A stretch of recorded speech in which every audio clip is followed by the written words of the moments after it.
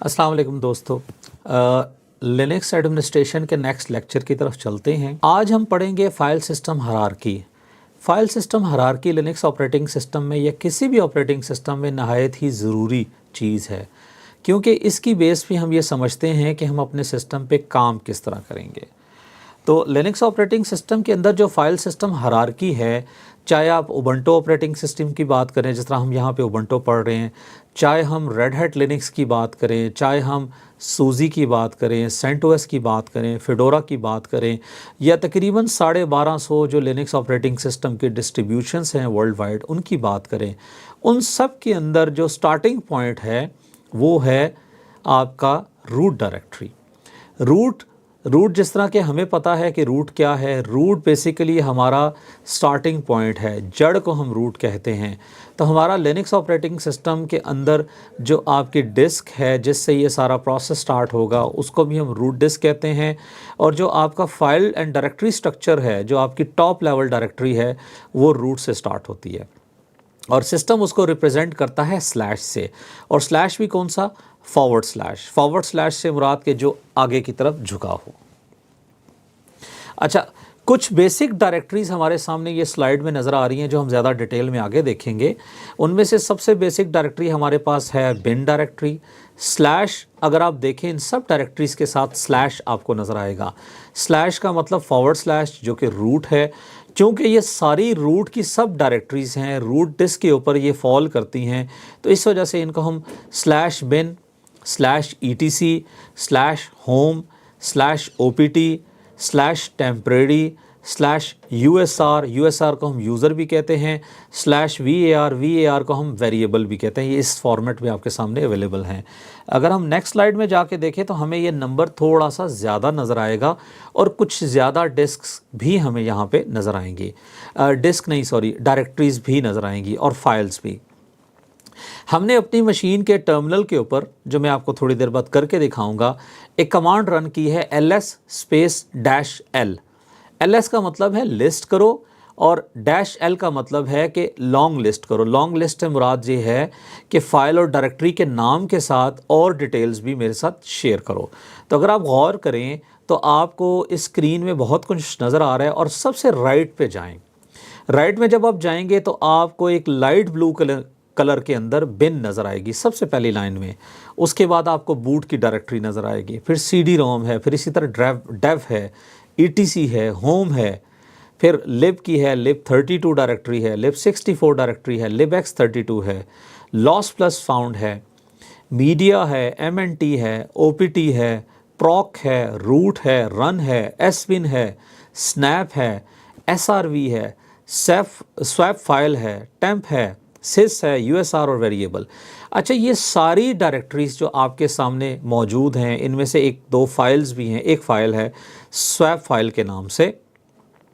ये सारी जो है ना आपके पास डायरेक्टरी या जो आपके पास शॉर्टकट्स हैं, ये आपके रूट के ऊपर अवेलेबल हैं। और अगर आप गौर करें आपके टर्मिनल के ऊपर, ये सबसे ऊपर अगर आप देखें तो ये सबसे लेफ़्ट साइड पे आपको यूज़र नेम नज़र आ रहा है, ये @ साइन के बाद मशीन का नाम नज़र आ रहा है और उसके बाद कॉलन है और कॉलन के बाद जो आपको स्लैश नज़र आ रहा है, ये हमारा स्टार्टिंग पॉइंट है। इसके अंदर मौजूद ये सारी डायरेक्टरीज़ हैं। अच्छा, बिन की डायरेक्टरी वो डायरेक्टरी है जहाँ पे आपको तमाम यूज़र्स की बाइनरी फाइल्स मिलेंगी। इसका मतलब क्या हुआ कि आपके जितने भी यूज़र्स हैं उनकी एग्जीक्यूटेबल फाइल्स आपको बिन के अंदर मिलेंगी। और एक्चुअली ये एक लिंक डायरेक्टरी है। आप स्टार्टिंग में जाएं तो आपको L लिखा नज़र आ रहा है और ये बाकी परमिशंस हैं, और नीचे आपको DD लिखा नज़र आ रहा है, कुछ जगह पे L लिखा नज़र आ रहा है और कुछ जगह पे आपको एक जगह डैश नज़र आ रहा है यहाँ पे।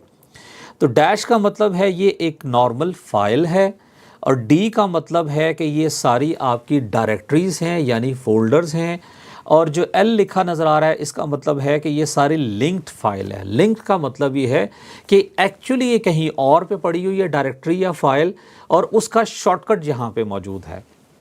और अगर आप शॉर्टकट की बात करें तो ये लाइट ब्लू कलर में आपको बिन नज़र आ रहा है, जो बेसिकली शॉर्टकट है USR बिन का, यानी इसका एक्चुअल जो पाथ है /USR/bin है। और इसमें तमाम यूज़र्स की बाइनरी डायरेक्टरीज़ हैं। बूट के अंदर आपका इस ऑपरेटिंग सिस्टम का जो बूट फाइल सिस्टम है वो मौजूद है, जो कि बेसिकली आपका लिनक्स का कर्नल है और बूटिंग फाइल है।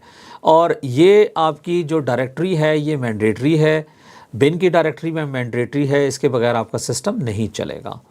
डेव की अगर हम बात करें, सी रोम, जहाँ पे आप सी रोम जब पुश करेंगे इसके अंदर अगर आपकी मशीन में सी रोम अटैच्ड है तो ऑटोमेटिकली सी रोम की डायरेक्टरी में वो मैप हो जाएगी। मैप से मुराद जब इस आप डायरेक्टरी को खोलेंगे तो आपको सी रोम का डेटा यहाँ पे नज़र आएगा। डेव का मतलब ये है कि जितनी आपके साथ डिवाइसेस अटैच हैं, आपके सिस्टम के अंदर जितनी भी डिवाइसेस लगी हुई हैं, उन सब की एक ड्राइवर फाइल होती है जो कि आपको डेव के अंदर मौजूद मिलेगी। उसके बाद है ETC बेसिकली एक ऐसी डायरेक्टरी है जिसमें आपके सिस्टम की सारी कॉन्फ़िगरेशन फाइल्स हैं। कॉन्फ़िगरेशन से मुराद ये है कि आपका जितना भी इस सिस्टम का कॉन्फ़िगरेशन डेटा है, आपने कुछ चीज़ें कॉन्फ़िगर की हैं या प्री कॉन्फ़िगर्ड आपके सिस्टम में कुछ चीज़ें आ रही हैं। फॉर एग्ज़ाम्पल आपका यूज़र का पूरा स्केलेटन, आपका यूज़र नेम पासवर्ड की डिटेल्स, आपकी डिवाइसेस की कॉन्फ़िगरेशंस, ऊपर वाली डायरेक्टरी में हमने कहा था डेव में डिवाइसेस की ड्राइवर फाइल्स, यहाँ पे डिवाइसेस या सर्विसेज की कॉन्फ़िगरेशन की हम बात कर रहे हैं, वो सारी अवेलेबल होंगी। अगली जो डायरेक्टरी है होम के नाम से /home, जितने भी हमारे यूज़र्स बनेंगे जो कि नॉन रूट यूज़र होंगे। रूट यूज़र क्या है?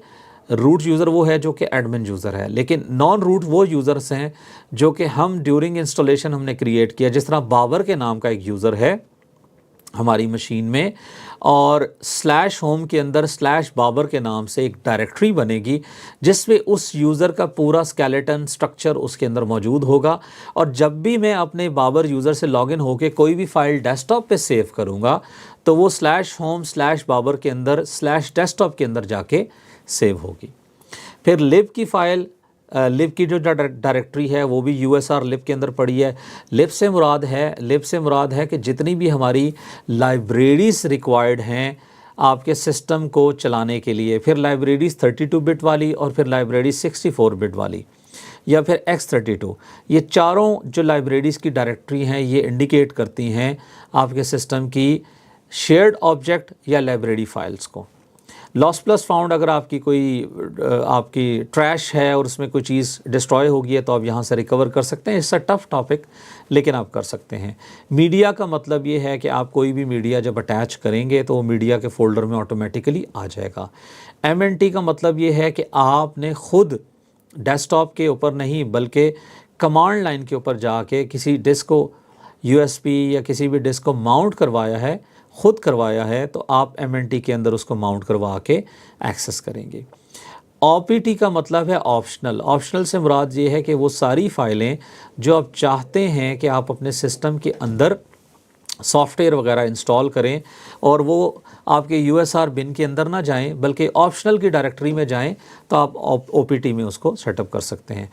PROC प्रॉक का मतलब है कि जितने आपके सिस्टम के अंदर जो भी बैकग्राउंड प्रोसेस चल रहे हैं उन सब प्रोसेस की एक ID जनरेट होती है जो प्रॉक के अंदर और रन के अंदर आपको अवेलेबल होगी।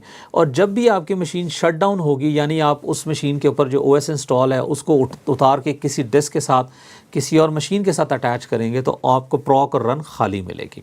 ये रन टाइम की चीज़ है। एसबिन से मुराद है वो सारे एग्जीक्यूटेबल फाइल्स, वो सारी कमांड्स जो कि एक रूट यूज़र इस्तेमाल करता है, एक आम यूज़र इस्तेमाल नहीं करता, वो एसबिन में मिलेंगी। स्नैप एक सॉफ्टवेयर इंस्टॉलेशन का प्रोसेस है, SNAP, हम इंशाल्लाह इसको तफसील से इस्तेमाल करेंगे तो स्नैप आपको वहाँ पे नज़र आएगा। SRV आपका स्टोरेज पॉइंट है जहाँ पे अपनी मर्ज़ी से फ़ाइलें शैलें आप बना सकते हैं और स्टोर कर सकते हैं। नॉर्मली हम वेब सर्वर वगैरह जब बनाते हैं उसको कस्टम अगर हमने कॉन्फ़िगरेशन देनी है तो हम SRV इस्तेमाल करते हैं। सिस का भी सिस्टम से रिलेटेड इसका ताल्लुक़ है, यानी सिस्टम जब आपका चल रहा होगा तो सिस के अंदर कुछ आपको रैंडम फाइल्स नज़र आएंगी। टेम्प के अंदर भी बेसिकली सिस्टम जब अब चल रहा होगा तो टेम्परेरी फाइल्स इसके अंदर बनेगी। USR की बात करें तो यूज़र रिलेटेड आपकी जो फाइल्स हैं, कमांड लाइंस हैं, या उसके अंदर लाइब्रेरीज़ हैं, वो सारा आपको USR में नज़र आएगा। अगर आप ऊपर गौर करें तो आपको USR 2-3 जगह नज़र बल्कि 5 जगह नज़र आ रहा है, 6 जगह सॉरी, ये आपके सामने। तो ये सारे USR उसी को मैप कर रहे हैं। वेरियस VAR बेसिकली आपकी वो लोकेशन है जहाँ पे आप अपने सिस्टम की वो फाइल्स जो कि लॉग फाइल्स हैं ऑटोमेटिकली जो बढ़ती हैं वो सारी इसको अंदर आपको नज़र आएंगी। अच्छा, ये फ़ाइल सिस्टम हायरार्की हमने डिस्कस किया है और बिन के अंदर हमने कहा कमांड्स पढ़ी हैं, बूट के अंदर आपके कर्नल फाइल्स हैं, डेव के अंदर आपको डिवाइसेस की इंफॉर्मेशन है, जिस तरह डेव SDA है, SDA का मतलब आपकी डिस्क है, ETC के अंदर कॉन्फ़िगरेशन फ़ाइल हैं, होम के अंदर होम डायरेक्टरीज़ फॉर यूज़र्स हैं, लिब के अंदर आपकी शेयर्ड लाइब्रेरीज़ हैं और मीडिया के अंदर आपके मीडिया पॉइंट्स हैं।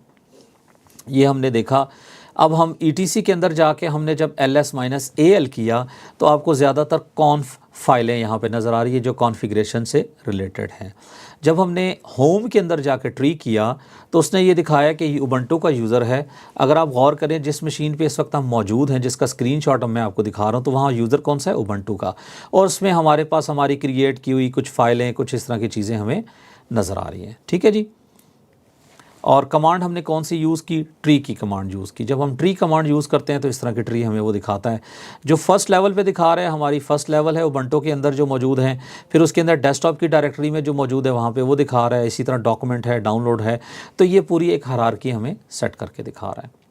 और इसी तरह हमने ये भी डिस्कस किया कि MNT, OPT, PROC, SBIN, TEMP, USR क्या है। और ये हमारे पास डेव की डायरेक्टरी की LS है यानी लिस्ट है। तो हमने अभी देखा फ़ाइल सिस्टम हायरार्की को और हमने समझा। मैं आपको थोड़ी देर में इंशाल्लाह प्रैक्टिकल करवाता हूँ तो उसमें आपको ज़रा ज़्यादा समझ आएगी।